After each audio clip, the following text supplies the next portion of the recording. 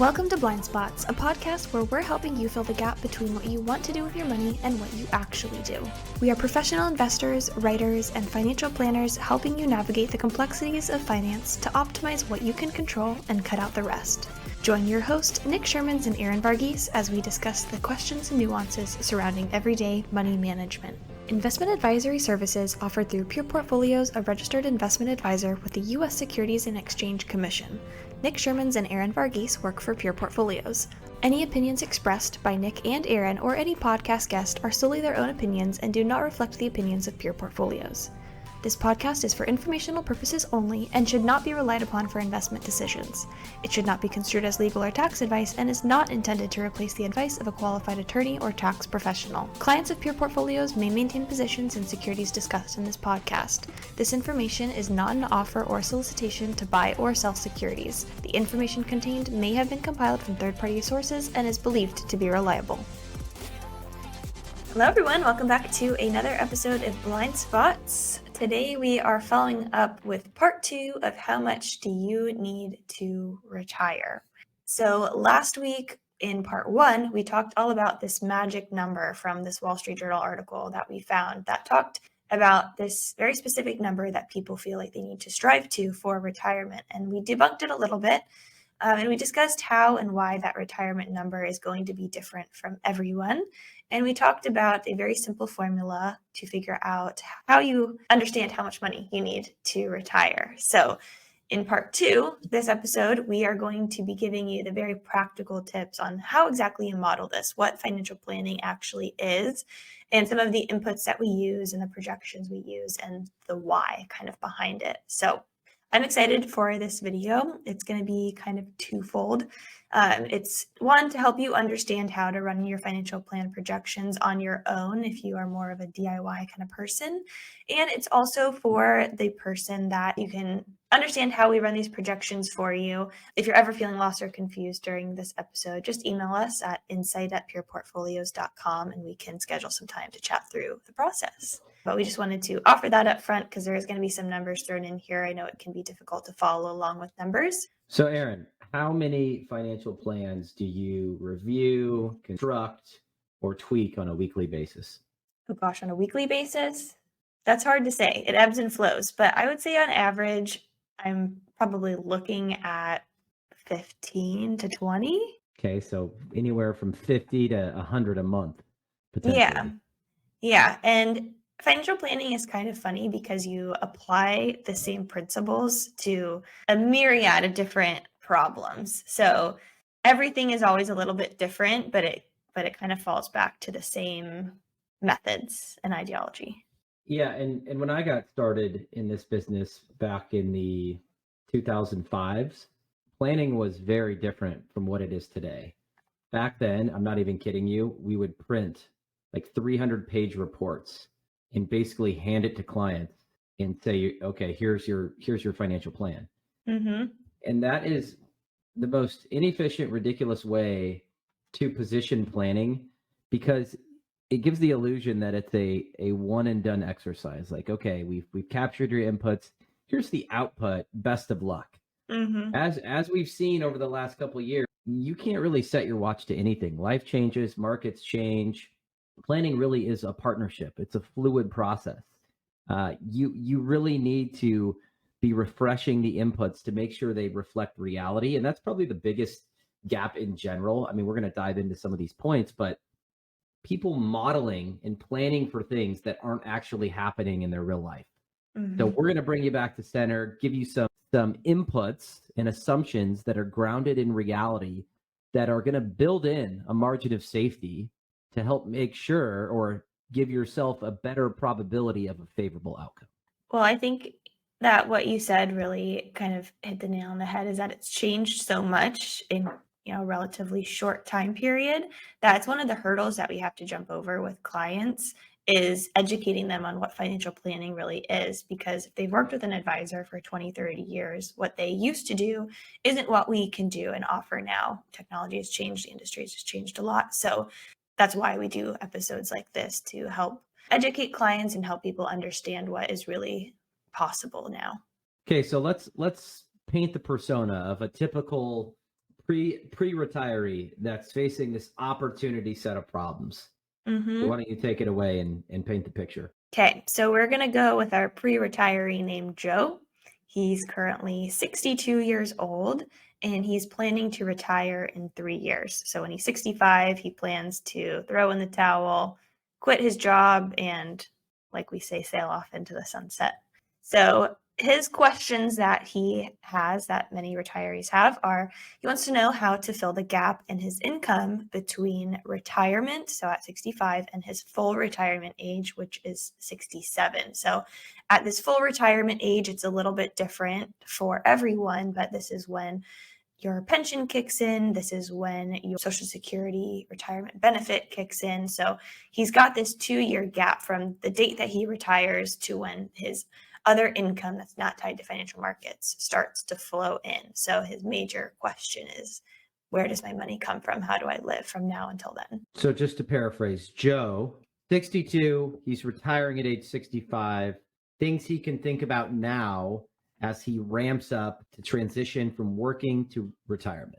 Yeah, and he's got a 3-year runway. It's really great if you are starting to consider these things that far in advance. 3 to 5 years is pretty good. A lot of times people come to us and they say, I'm retiring in 6 months. How do I figure this out? And that's fine. But the more runway that you give yourself, the more you plan ahead, the better off you will likely be. So kudos to Joe for coming in early. Gotcha. Okay.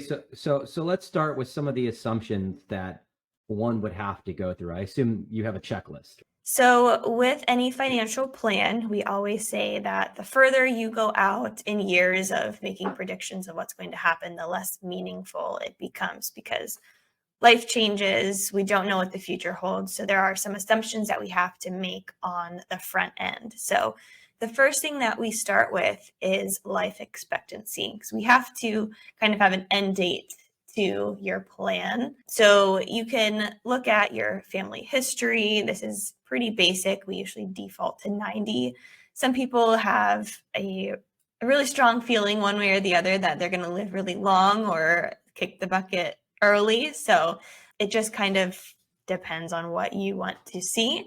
But we try to apply some reason and we try to be aggressive on this number, because maybe your mom lived to 85. We have to consider the possibility of you living to 100 years old or more than that. So that's when you say assumption. being aggressive, that means assuming you're going to live longer than you think you're going to live. And then one thing that you said that stuck out to me, and I think this is very true, is the further you go out, the more meaningless the data becomes. I think planning in general, I mean, humans want answers. We want, our minds work in black and white. Mm-hmm. So I feel there's a tendency for retirees to get absolute answers when you embark on this planning journey. And that's not what this is. There's no set in stone plan or roadmap, because again, life changes. So what we want to do is obsess about getting the inputs correctly. Like, we want to obsess about the process, because what we model, we want it to reflect what's actually going on. So I'll shut up now and let's get into step or checklist assumption 2. Okay. Try to go through these a little quicker here, but the next thing that we have to assume is an inflation rate, because we know that $1 today isn't worth what it was 5-10 years ago. So we have to inflate your expenses as time goes on. So if you spend $50,000 this year, maybe you spend $53,000 next year. So our default that we use is 2.67% every single year. And that may seem like a lot to you, it may seem like a little, but you'd be surprised how a small inflation rate can really ramp up expenses over even just a short period of time. So don't forget to inflate expenses. Well, and there's a tendency too, given inflation has been in vogue in 2022, to just slap in 9% and run it out for 30 years. Like, that's not realistic, nor is assuming inflation is going to be at 0. So these numbers that we're giving are not what we think is going to happen. It's not what's happening now. It's just our best estimate over the next 30 years. Yeah, that's a good disclaimer. Similar to your inflation rate on your expenses and even income, you have to assume that your income will likely grow over time. You have to give a reasonable projection on your return expectations from investable assets. So this could be anything from the home that you live in, or a rental property, or your retirement accounts, or a taxable brokerage account. So we typically err on the more conservative side, typically somewhere in the 4 to 5% range. But it of course is on a case by case basis. If someone is super aggressive, it may be a little more than that. If someone's ultra conservative, it may be a little less than that. Yeah, and by being grounded in lower future returns, again, you're just building in a natural margin of safety. If we shock this the other way and said, okay, every client's going to get a 25% return, which of course is delusional and not grounded in reality, that would make everyone's plan look great. We'd all be happy, but we wouldn't be doing our job. So most people get this, modeling a lower future return rate. But then I look at investor surveys from like 2021 and people were expecting 18% a year. So it's a constant education process that, again, there's no favors being done if you're modeling a delusional rate of return. Yeah. So we assume that we're going to get a lower rate of return. And if all works out at that lower rate, that's great. When we have years that are better than that, that just adds to your margin of safety. When there are years that are lower, it all just kind of comes out in the wash. So moral of the story, be conservative on your return expectations, and you'll kind of naturally build in that margin of safety. Let's talk about the expenses. So expenses is the biggest controllable input to any financial plan. And it's where we see the biggest blind spots. So if we were to say the most important thing for you to focus on, like if we were to highlight one, it would definitely be getting a handle on your expenses. So many times we talk to people that have no clue what they're spending, or they think they're spending X and they're actually spending double that amount.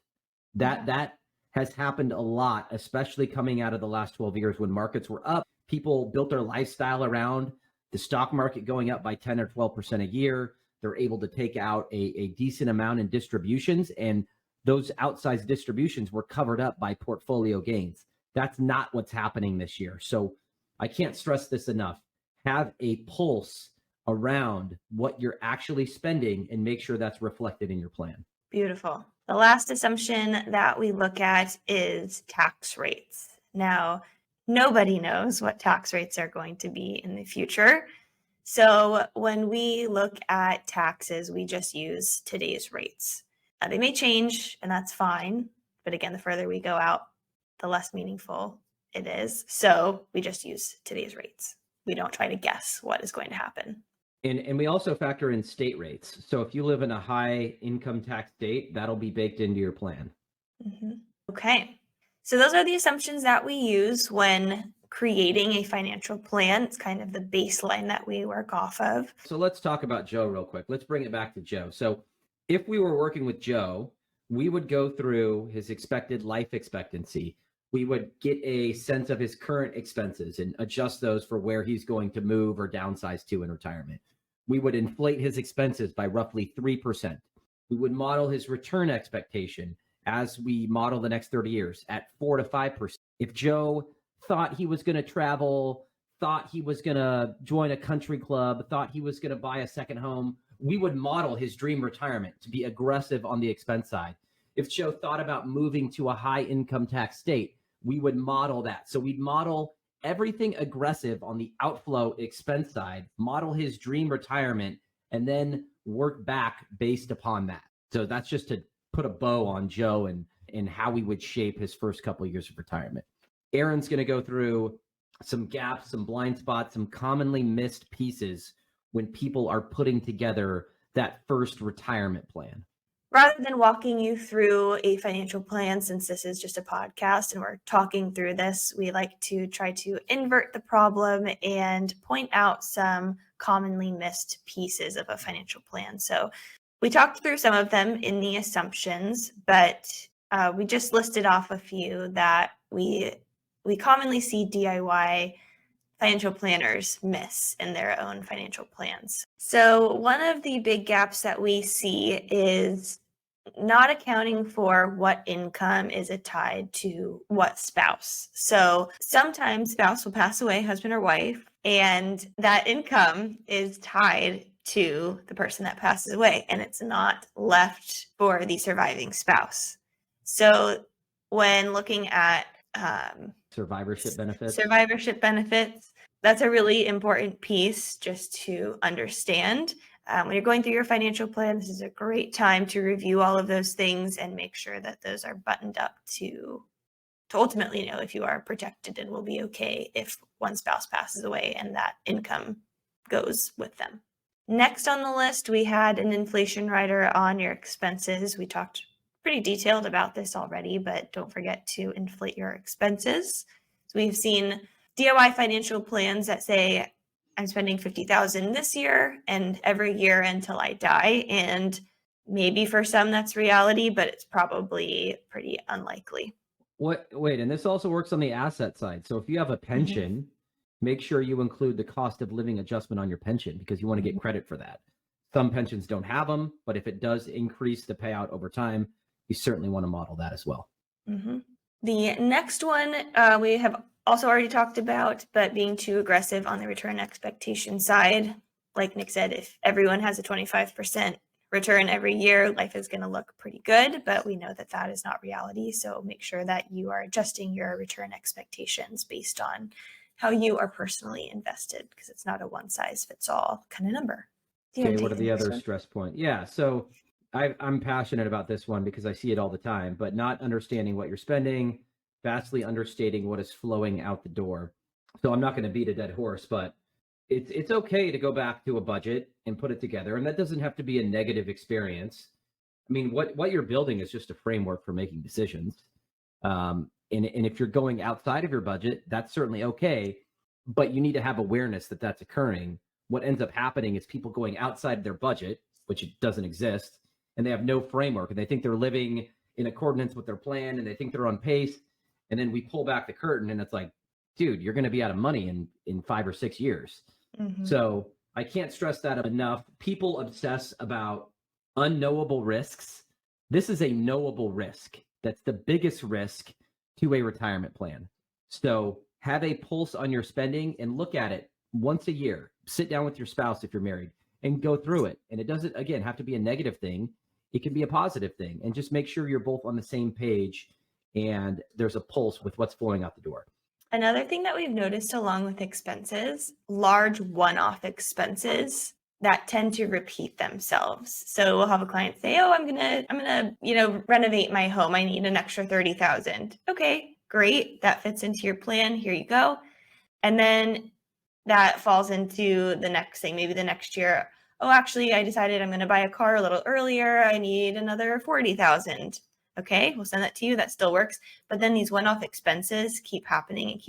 And eventually these one-offs just become part of your living expenses. So when you have a year like 2022, that's when things can become difficult.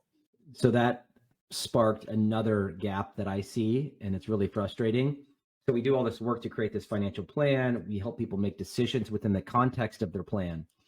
Usually when you're faced with a money decision and you've got this basically a decision center in the form of a plan there for you to help you make decisions, going outside of the plan, making a big money decision, and then coming back to your planner or to us and then saying, "Hey, I decided to spend 150 grand on a new car. Can you make sure it fits in my plan?" It's like, no. That's backwards. Bring us the problem or what you want to model. We'll run it in the context of your plan and tell you if it works or does not work. I mean, you're basically telling us to run this and make it work. And unfortunately, we're not magic makers. We use the plan to help people make decisions. But if you're operating outside of it, there's no life vest. There's no lifesaver that we can throw you. I always tell my clients that if you have a decision that you want to make, come to me and I will help you make that optimal decision. Because when you're talking about that, I just had a client come to mind that she wants to buy a car. She's very calculated about the decisions that she makes. So she is one that I know will take me up on that offer. And so we have baked into her plan just a scenario of her buying a car. And I said, when you're at the dealership, you can call me and I'll run these numbers for you to see how it works. Now, is, a $50,000 car versus a $40,000 car probably going to make that much of a difference? No, but she has the tools to make that decision should it make a difference in her plan. Okay, the one I want to cover, the last one that I want to cover is most retirees do a really good job saving and investing, building throughout their 30 plus year career. when it comes time to tap that money, to take it out, and let's say you have a taxable account, like a brokerage account or a trust, money you've already paid taxes on that's invested. You've got a Roth IRA, you've got an IRA. Many people are confused on how to take distributions tax efficiently. So I'm not going to get into strategies, but there is an optimal way, there's a suboptimal way, and there's a way to coordinate it all and to be intentional about where you take money out of funds, because as we've alluded to in past blogs, everyone has to pay taxes. No one says you have to leave a tip.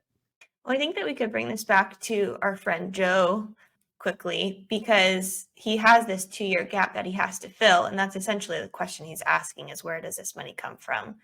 So in that 2 years from when he retires and he has no income from his job anymore, he is going to be tapping his retirement savings. And so he's got a Roth IRA, a traditional IRA, and a taxable account. We'll go through those different accounts and help him make the best decision of where to take that money from.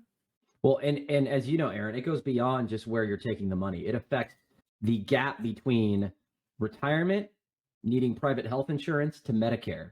Mm-hmm. So your income, your realized income affects all of those things. And there's strategies to lower your private healthcare insurance bill while getting the money that you need from your retirement assets to supplement your lifestyle. So all of this is very coordinated. And we always encourage people not to make decisions in silos, because when you pull one lever, it could impact another. So we make decisions in the context of everything that you have going on. It can feel like a slippery slope sometimes, like it just snowballs and one thing leads to another, but everything truly is connected. And so that's why we call it building this decision center is so important. Okay, let's wrap this up because you're getting mentally checked out. Our listeners are probably half asleep. All right. Do you want to go through the stress test? Okay, so after everything that we built for Joe, we've mapped out his assumptions, we've modeled the first couple of years of retirement, we've identified where people have gaps or they miss things. Now we're to the point, we feel good about the foundational plan, we feel good about the assumptions. Now let's model Joe's plan not going according to plan. So we want to be financially unbreakable. We want our clients to have that margin of safety for when the stuff hits the fan, they're still going to be okay. Okay. So let's just run in Joe's plan. He lives 10 years longer than we expect. Okay. So his money needs to last 10 years longer.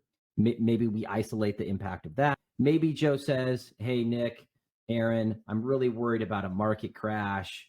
I was going to retire in 2008 and the market fell by 30%. Okay, Joe, let's model that. You're going to retire in 3 years. Let's model a market crash in 2024. Okay, a 30% crash. Okay, your plan still works. Okay, so now let's say, all right, the market's going to crash. I'm going to live longer. What about lower future returns? The last 12 years have been really good. Joe says, I'm worried about lower future returns. Okay, let's model 2% a year instead of 5% a year.